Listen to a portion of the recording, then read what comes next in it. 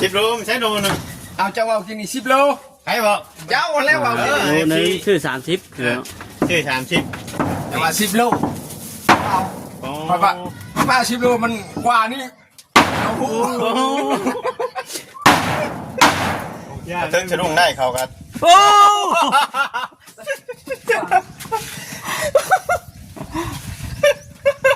โอ้เอฟซีจะให้แล้วบาทนี่เนาะพี่น้องเนาะบอกเพียงคนมันแห้งมาคู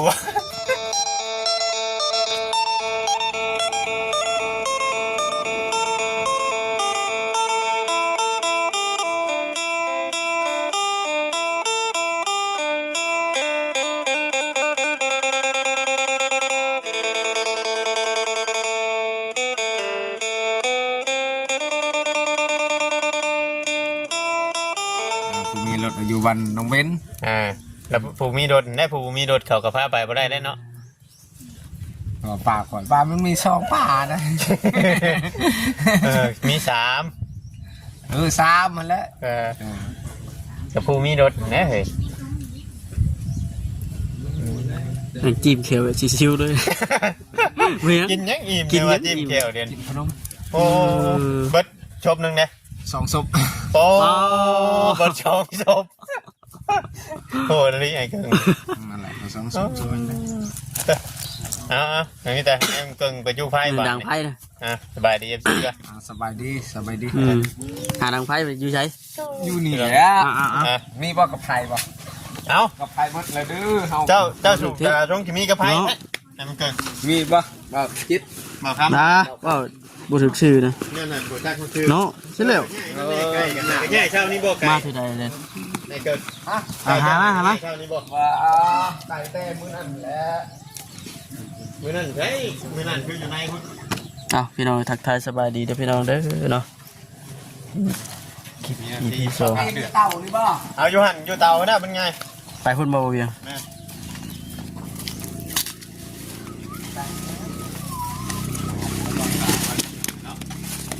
กินปลาว่าจะมากินปลาน้ำไม่เกินครับกินเบิดเลยเบิ่งบ่ยังนี่ หมกแกงปลามีเท่านี้ แท้น่ะปลาทุกคนนี้แต่นะ ปลากินแล้ว กินเบิดแล้ว กินมาแล้ว ทางนี้กับไพ่น่ะ เนี่ยกระไพกระโดดอยู่ เนาะ กระไพ นี่ตัวนี่ ไผ่มันหมดแล้วท่านฮะ ผิด นี่โอ้ยเนาะเอาถ่ายเครียดยังไงบ่ไอ้เกิง มาได้ห้า ฮะ มันตำสิ บ่ได้ให้บ่เมื่อกี้น่ะ เราจะเก็บตามให้ตลกแน่นะให้ ว่า ว่า เนาะ คลิปคลายเครียดให้ FC ไปแล้วคลิปนี้ต้องหัวบ้าน พวกนี้แบบเซ็งด้วยนะเมื่อกี้นะ เมื่อกี้นี่แบบชิงแบบประทะเดือดเด้ ถ้ายังเหลือห้องบริวารนี่ได้ โอ้ว่าทีมดิดิ ว้าเด็กเย็น เอ้า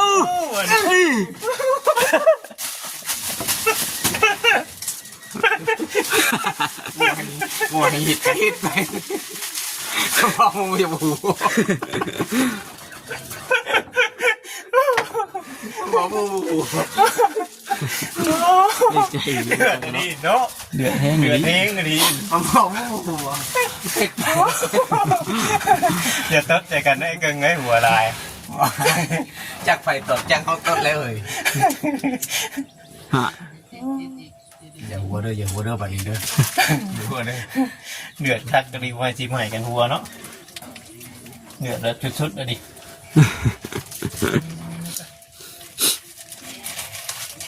เอาใส่ทานโมเดลเอาพื้นนี่ ใส่นี่แหละเฮ้ย มันมีครับพื้นนะ เนาะ นะ โอ้ไม่บกผม เฮ็ดนี่ได้ ไปสิบ่ อยู่บ้านนอกคอกหนาเนื้อนั่นแหละ แบบนี้บ่แต่เก่ากะ ติดกับนี่ เอ แล้ว อเนาะ ได้อยู่บ้านนอกคอกหนาได้นี่แหละ ยังไปหาเก็บพื้นอยู่มีนาทีไอ้บุญเกินฮะ กินได้สิแซ่บนี่บ่ เอาเจ้าปิ้งแบบได้จังแซ่บเลยเดี๋ยวเจ้าจะปิ้งนะ ปิ้งสุกปิ้งให้มันสุกคักๆบ่ปิ้งสุกคักๆแล้วก็วิทิม เอาน้ำตาย่อยบ่ ปลามาให้ก่อน ปิ้งให้มันสุกคักๆแล้วก็แห้มๆคักๆแล้วก็วิทิม ซีวีให้งานยังหินเนาะ ข่อยว่าหยอกเจ้าสิได้มันเกิงเอ้ยเจ้าอย่าเฮ็ดดีๆได้ โอ้ยยกคือว่าบ่จักแนวมันเฮ็ดแท้ซิเนาะพากันล้อหยอกว่าหัวกันเด้อพี่น้องเด้อเราอยู่ที่วิชาเด้อว่ามาแต่เก่าก็บ่ได้พ่อเล่านะมาพ่อเล่า อันนี้ว่าปลา10 โลน่ะ 10 โลไม่ใช่โลนึง เอาเจ้าเอากินนี่10 โล ใครบอก เจ้าแล้วเอา โลนึงคือ30คือ ชื่อ30 แต่ว่า10 โลเอาเพราะว่าปลา10 โลมันกว่านี่เอาหู อย่านะมึง บ่ได้ราคาเขาสิหัก โอ้ตาย จะนาพาสิหัก เฮ็ดคือหายแท้เดี๋ยวบ่อันกึ่งฮะ จะนาพา บ่ไล่ทั้งอ้อมบ่เจ้านี่ เนอะจะไล่ข่อยเมื่อบ่ฮะ บ่ได้ไล่ ฮะ มันบ่ไล่ก็เพชรจะบีนึงก่อน เจ้าว่ามันแข็งนี่ มันแข่งกับมันหลังนี่มันจังหน่อยFCว่าเจ้าไล่ข่อยเมื่อนี่ มันคันบ่ คือ ได้ หายก็เครียดจังติ แม่นโอ้ย่านได้ข่อยบัดย่านน้ำเกิงได้สิบ่กล้ามาพอดีแล้วมื้อหน้า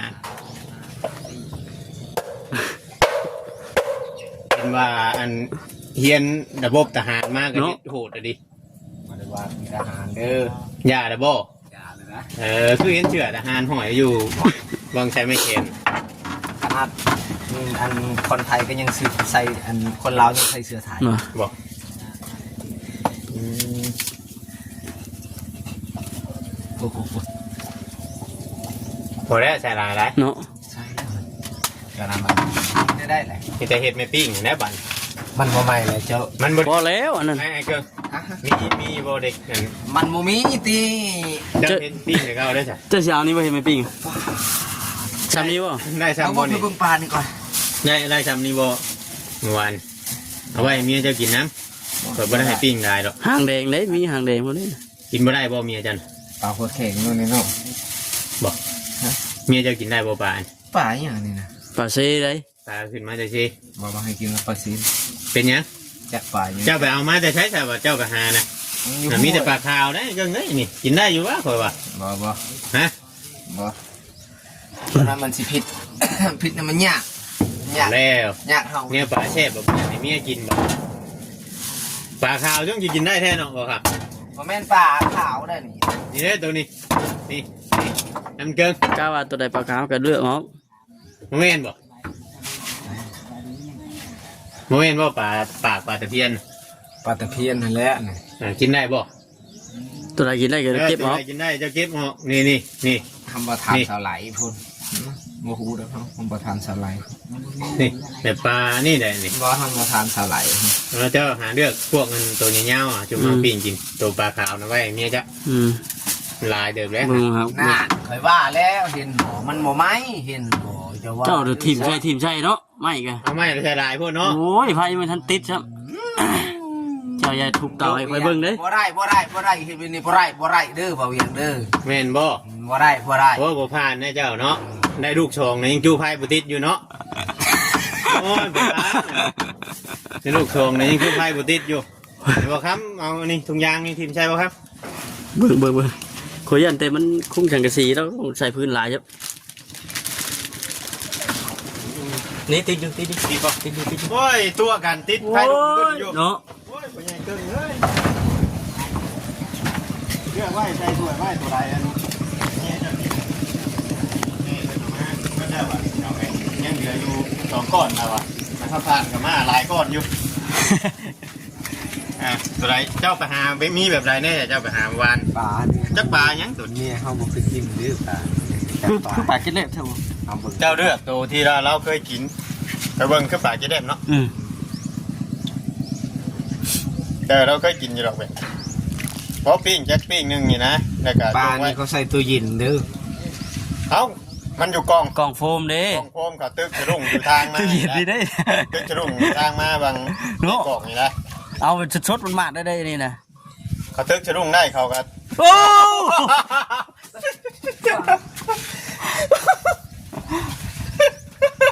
โอ้เอฟซีจะให้แล้วบาทนี่เนาะพี่น้องเนาะบ่เวียงคนมันแห้งมาคัว บ่เวียงแห้งคนมาคัว สิบีดใส่ปั๊บ ปลาขี่คมมันจักกินขี่มันได้ไปจักปลา แล้วขอโทษนำเด้อ ไปเลย เอ็มเกินเก็บผิวบ่เวียงไว้บ่อยู่พี่น้องไงเนาะกระทะเดือดตั้ง2 คลิป โอ้ คือปลาเห่าหรือปลาเห่าออกฟัดเลย อ๋ออันนี้ปลาใหญ่เนาะ บ่ใหญ่บ่ใหญ่บ่ใหญ่ก็คือ คมคักอยู่วะ โอ้กินผักขี้ปลาดิบคักดำเราโอ้ใส่ขี้มัน ปลาเขาเลีย มีไข่บ่อันไอ้เกิง เอ้ย มีบ่ เลี้ยงบ่ โมเมนต์นะเขาตึกสะรุ่งอยู่ขึ้นมาใหม่ โอ้ยเจ้าเบิ้งนี่กว่ามันเป็นหมันนี่เห็นบ่นี่ ๆอ๋อปลายามนี่มันแน่นอนบ่ครับ เขาไม่ปลามันแน่เกิน เออย ามนี่นะเขาเกี่ยวเข่าเลย แม่นบ่ เอ้าน้ำท่วมรุ่นเซเจ้าสิว่าเขานั่นน่ะใช่ เขาไม่ปลามันยาม ท่วม นี่ อยู่ นะ ไส นี่ กินกอกนี่บ่ แกกอกตาเดียวนี่นะ ท่วมแล้ว ท่วมเลยเด้นี่2 มื้อยังบ่ลงอยู่นี่ สองมือยังทำเก่าอยู่นั่น แต่เนาะค่อยภาพให้มันลงอยู่ดอก หึ ค่อยภาพให้มันลงอยู่ดอกบ่เกิน2มื้อ บ่ ไอ้เกิงที่มีเวลาวิเจ้าคือโบเฮ็ดให้ลงมือนี่รถเขาสิเน่าเบิดเลยเนาะ เออ แต่ว่าเอ๊ะ มันท่วมเขา อดใจเราบ่ไอ้เกิง เสร็จแล้ว บ่แลงเฮ็ดวิธีเลยติ อดเสนียนกินคาตังคิงอดเสนียนกินลิงกับตังกระหายเอาสิฟังบ่หายฮักเสียดายอาโล โอ้มายังกับโดน สิให้เว้าทุกคนบ่ฮานี่เนาะ ตำพญากรบ่ได้สิให้เว้าแบบ เจ้าล้ำเป็นบ่อันไอ้เกิง ลำยัง ล้ำแบบใดก็ได้ต่างวายก็ได้ บ่เป็น สิให้เว้าแบบเดียวๆจักคลิปนึงนี่บอกเลย เว้าดูเว้าคำพญานะ บ่มีแล้ว อ้าวสมมุติว่าไปจีบผู้ชายเว้าอันคำพญาใช่ผู้ชายเว้าแบบไร บ่มีเด้อ เฮ็ดให้ผู้ชายติดอะนะ เพราะถามมึงคนข้าวตะกี้นะแบบ คน ว่า เข้าตะกี้เขาก็ฮู้เฮาบ่ฮู้ดอก เจ้ายังโมเมนข้าวตะกี้บ่ บ่ เอ้าอยู่หาชิป6 ชิปเลยเนาะ 50ก็มันบ่ทันเขาดอก บ่ ประธานบ่ โอ้ เอ้าเบิดกลัวหานบ่มาจัน หมดแล้ว อืม บอกว่าลาวแหละ บอกว่าลาวแล้ว FC เป็นชื่อให้มาอีก ปิ่งแซ่บๆเด้ออันไอ้เกิงเด้อ จงไว้เมียเจ้าได้สิข่อยบ่ปิ้งได้เอาให้มันชุกโดดปิ้งชุกลมสิเอาเจ้าบ่มีตู้เย็น แช่ตักเด้อเห็นว่านั่นกันนะเห็นว่าเราจะกินหลายมื้อตัวใดมัน ไป บ่ โด เบิ ด ด แด้ป่าจำนี้ ปลาถึงหมอก สะดุ้ง ปลาถึงเงี้ยบ่บ่ หึ มันเป็นปลาถึงเงี้ยบ่ เงี้ยบ่เงี้ยได้ก็บ่อยากประชาจังจับ น่ะ ปลาถึกเบิดบ่ อืม เขากินอยู่30,000เนาะ มาขอรู้เนาะ โลนึงเขาบอกเขาก็บ่ได้เห็นเขาติดเขาตั้งไว้ว่าถุงละโล เขาตูกูจะ ซื้อไปอันให้บุญเกิงนั่นก็เมื่อนั้นปลาตองตัวใหญ่หนึงว่าสิซื้อ เรา มา คือว่ามักไปหาปลาแท้ติ ว่าสิซื้อมาให้เจ้าลาดสู่กินมื้อน่ะ ได้ ขาเปิดมื้อเสร็จก็ทำขามานี่ยันซื้อมาให้เจ้าอยู่เขา ข้า ขาย พระอันข้าเจ้าเมื่อเจ้าซื้อ เขาก็ซื้อมากินอยู่เพื่อนพุ่นนะทำมาพ่อมื้อหน้าอะไรก็สิซื้อมาให้เจ้าลาดปลาทองนะลาบเป็นบ่ เป็นแล้วปลาตองเขาบุคือหลับ เจ้าลาบปลายังเป็นจ้ะ ปลานี่หลับได้เยอะ ปลานินลาบเป็นบ่ เป็นซอยครับว่าหลับซอยครับว่า จักลาบแบบไรแล้วจงว่าเฮ็ด เจ้า เป็น เฮ็ด แท้ กินมาได้ซะ เดี๋ยวมื้อหน้าจะซื้อมาให้ลาบให้กิน ให้อันเจ้าเห็ดเบียกเจ้าแล้วก่อนเนาะ แม่นนั่นแหละ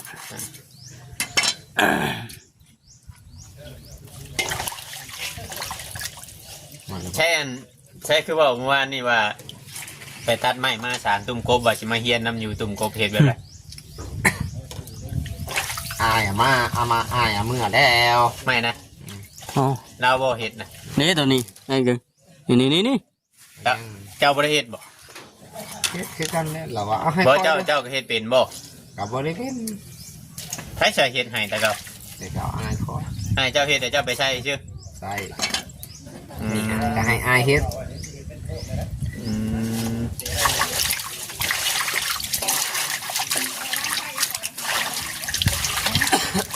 หนังไฟปิ้งปลา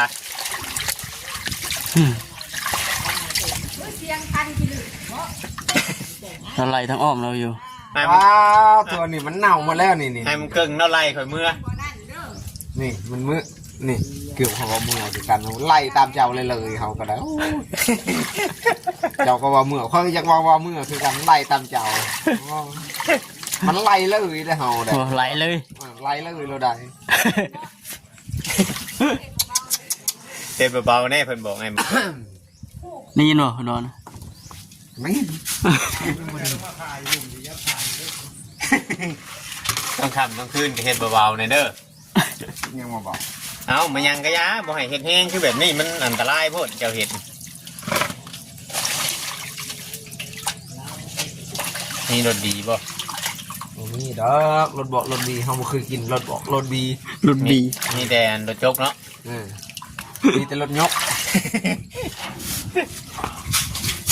พี่น้องครับจัดแล้วเติมจัดแล้ว โอ้แปลงได้เลยเสียน้องก็กระเบนเนาะ เติมเรียบร้อยนะวันนี้แล้วบ่ให้คนอื่นหยุ่มมีแต่เราหยุ่มผู้เดียวอะแต่ที่เมียเฮ็ดเทอันนี้แล้วบ่ให้เมียหยุ่มอีกว่ะ แล้วหยุ่มผู้เดียวแล้วมันจะประเภทอะไร นายบอก แล้วเจ้าเมียจะบอกว่าบัดนี้ว่าเมียจะว่าสิให้แต่ไอ้มันเติมหยุ่ม นายมันจะเว้าเองเด้อเขาจะได้ว่า เมียจะเว้าไปบ่ได้เว้า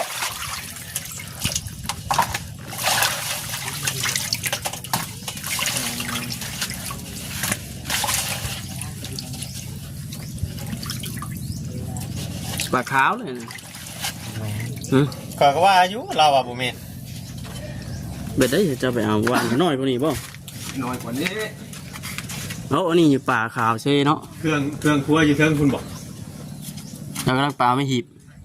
อ๋อเราไปตัดไม้ โอ้ยอยู่นี่มีสัญญาณอยู่จักบ่ยัง ไม่ปิ๊กงานก็มันอยากขึ้นตัวอีได้อยู่แถวนี้นะ เนาะ มันแจ้งเตือนอยู่เด็กๆน้อย ๆ ขึ้นตัวอี แต่บ่พอสีอันลบคลิปได้ดอกครับว่า บ่ได้พี่น้อง กำลังสีอัน นี่ก็ต้องกับขอโทษขออภัยน้ำFCเด้อพี่น้องๆมีแต่ว่าบอกนู้นโฮมวน แม่น สีสันในคลิปในจังเด็ก บ่ให้ถือสาเราเนาะพอง่ายก็ได้ ตัวFC หลายๆคนบางเดือนปีเป็นก็อ้าวพากันเฮ็ดหยังวุ่นวาย ปึ้งปังไงติ ปึ้งปั้งแท้คือว่าตอนนี้เราขนเฮมาเรียบร้อยแล้ว FC เนาะนี่เราขนมาเบิดแล้วเราขนเรียบร้อยแล้วเฮนยังเหลือแต่อันเราสิเฮ็ดผาเฮือนให้มันได้ แม่น แล้วเราจังเฮ็ดหัวไป เอามายาวๆเลยป่ะ ว่าดอกเจ้าก็สิ อ้าวชุดนั้นเตานะเตาเจ้าบ่ได้ยาวเจ้าสิไปเฮ็ดอยู่ไส ไปปิ้งพุ่นเลยบ่ ปิ้งคุณเลย ให้กูสิเอาไปปิ้งอันนั่นแท้นี่บ่โอ้ดี ปิ้งที่เลยกินเลยเนาะ ตัวตั้ง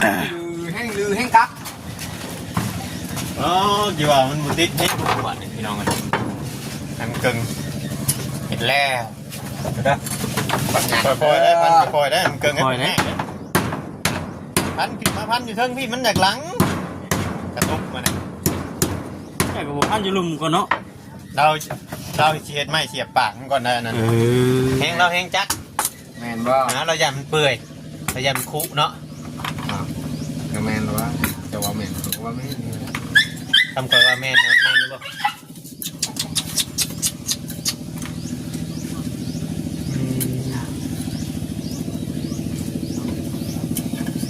แต่ละมื้อแต่ละวันต้องลงมาเฮ็ดกินอยู่นี่บ่ โดย มื่อนี้เนี่ยยังสิได้ง่ายอยู่บ่กระตุกมันนี่คือว่าในไหนก็ อะไรตัวนี้ก็ได้ยังไงเลย ป้านี่เลยบ่ ป้านนี่แล้ว มันเฮ็ดอยู่ครัวกินอยู่นี่เนาะมันจังบ่เปื้อนอยู่เทิงๆติ เรา ดีคือกันเนาะ คักอยู่ เสียอย่างเดียวเสียเท่าว่ามันต่ำพ้น อันนี้บ่ มันสิอุได้ จ่อมันเอาติ แม่นเขาเฮาหลังพื้นแบบนี้มันคือหลังทานเด้ จังได๋ก็ดำปื้อเลย สอดปุดเลยสั่งกันที เป็นหูป่องๆเลยเนาะ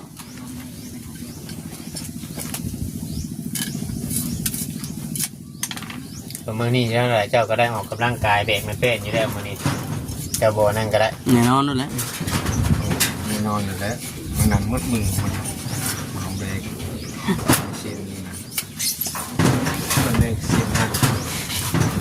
มือลูกค้านะ แม่ก็บ่เมื่อยดอกดีแฮงดีใจแล้ว ก็ดีใจแท้เอาไปเมื่อยแล้ว ดีใจอยู่บ่ดีใจอยู่บ่ได้มาเพิ่มได้ไหมได้หยังมาเพิ่ม ดีใจ ให้มันเร็วเป็นทีเรียบร้อยบ่ โดย ถ้ามันแล้วไฟเข้ามาใกล้ก็จะให้เข้ามาอยู่บ่ เขาไม่ได้หาย ยันว่าให้คือเห็นพันพื้นหลังให้กิน โอ้ยเขาพันพื้นมันเป็นรองหาย พันหยอกก็ชื่อบ่ พันพื้นมันเป็นพันหยอกเขาพันให้มันขาดแต่ว่ามันบ่ขาดแต่เขาทิม จะตั้งใจเฮ็ดบ่คือบ่ได้ตั้งใจเฮ็ด เอา ก็ตั้งใจเฮ็ดแล้วให้มันแตกสิตาย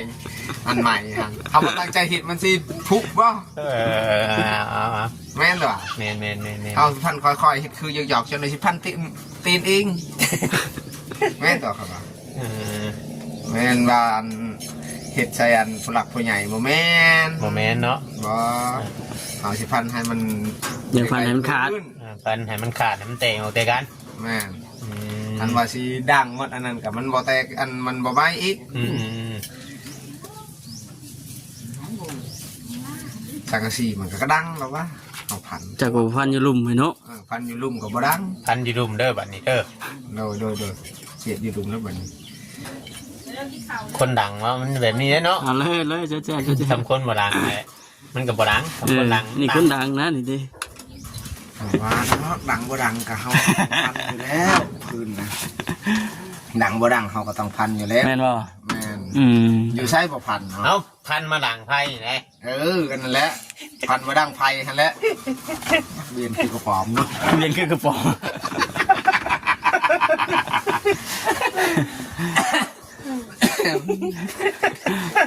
เฮาจะคลองขนาดเวียนข้างนี้ ยามได้ไปกองกระปอมไหนกัน งานเดิน4เดิน5พา6หมดแล้ว ยามนี้บ่มีบ่ บ่มีก็มันบ่แซ่บ แค่นั้นไปคล้องก็สิได้อยู่ยามนี่ ได้อยู่ล่ะมันได้ตัวน้อย มันบ่ถึกยามมันก็บ่คักบ่ได้ได้เนาะ ยัง เอาวันนี้ ลงมือแล้ว ลงมือบาดนี่ เออ